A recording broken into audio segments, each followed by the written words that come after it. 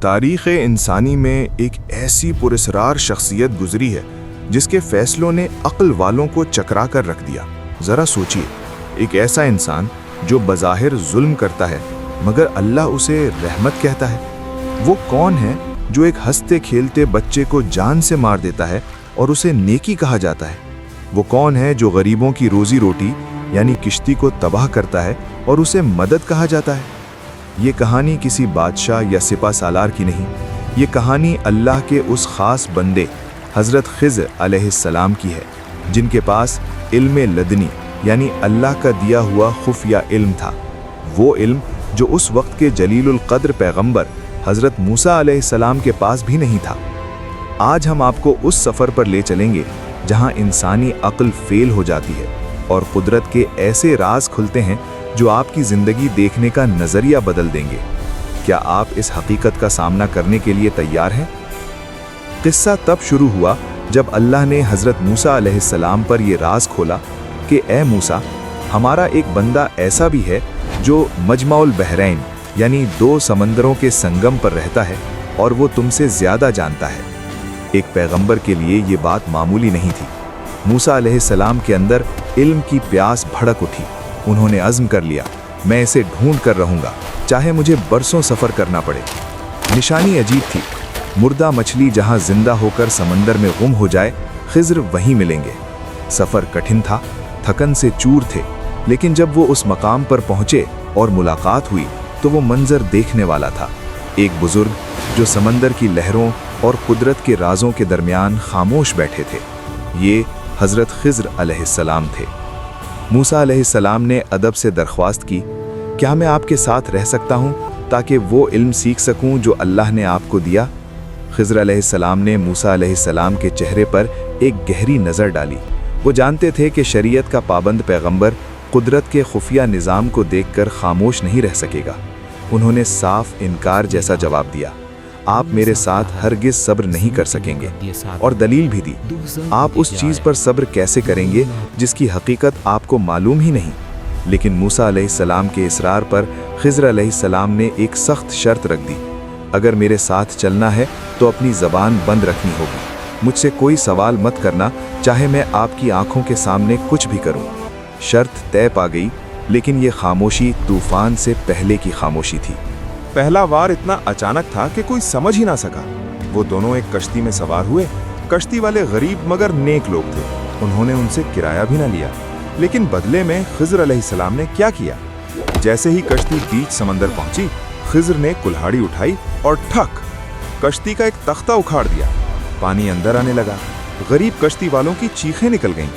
موسیٰ علیہ السلام کا ضبط ٹوٹ گیا۔ یہ احسان کا بدلہ تھا۔ وہ بول پڑے، آپ نے کشتی پھاڑ دی تاکہ سب ڈوب جائیں، یہ تو بہت بڑا جرم ہے۔ خضر علیہ السلام نے اطمینان سے پلٹ کر دیکھا، کیا میں نے نہیں کہا تھا کہ آپ صبر نہیں کر پائیں گے؟ موسیٰ علیہ السلام کو شرط یاد آئی، معافی مانگی، لیکن دل میں سوالوں کا طوفان مچ چکا تھا۔ اگر آپ کو لگتا ہے کہ کشتی والا واقعہ عجیب تھا تو اگلا واقعہ آپ کا دل دہلا دے گا۔ ساحل پر کچھ بچے کھیل رہے تھے، معصوم، بے خبر۔ خضر علیہ السلام کی نظر ایک خوبصورت لڑکے پر جمی۔ بغیر کسی بات کے، بغیر کسی خطا کے، خضر نے اس لڑکے کو پکڑا اور اس کی گردن الگ کر دی۔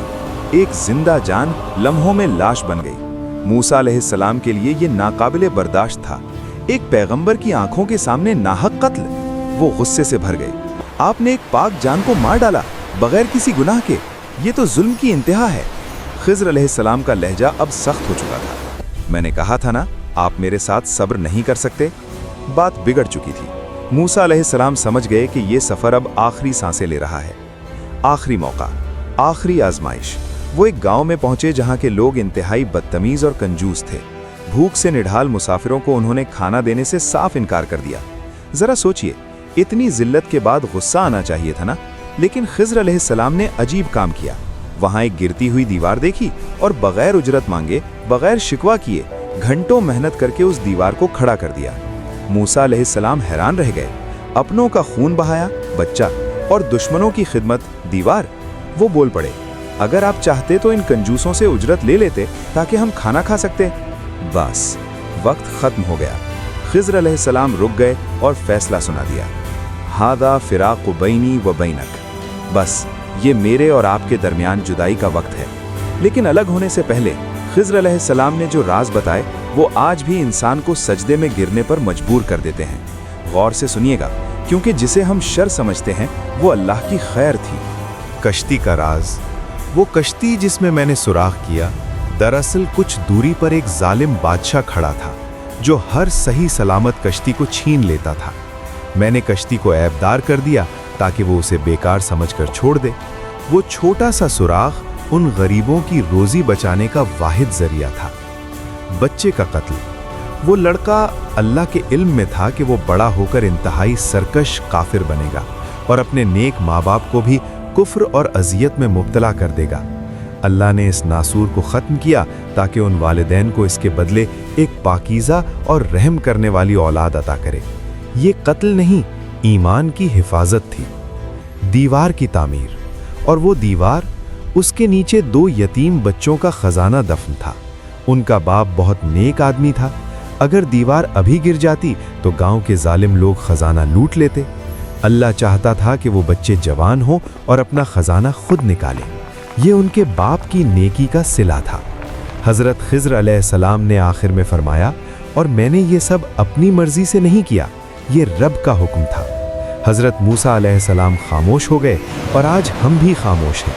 ہماری زندگی میں بھی روزانہ ایسے واقعات ہوتے ہیں۔ نوکری چھوٹ گئی، کوئی پیارا بچھڑ گیا، حادثہ ہو گیا۔ ہم روتے ہیں، شکوہ کرتے ہیں کہ میرے ساتھ ہی ایسا کیوں، لیکن ہمیں خضر علیہ السلام نظر نہیں آتے۔ کیا خبر کہ جس چیز کا آپ ماتم کر رہے ہیں وہ دراصل آپ کو کسی بڑے ظالم بادشاہ سے بچانے کے لیے ہو۔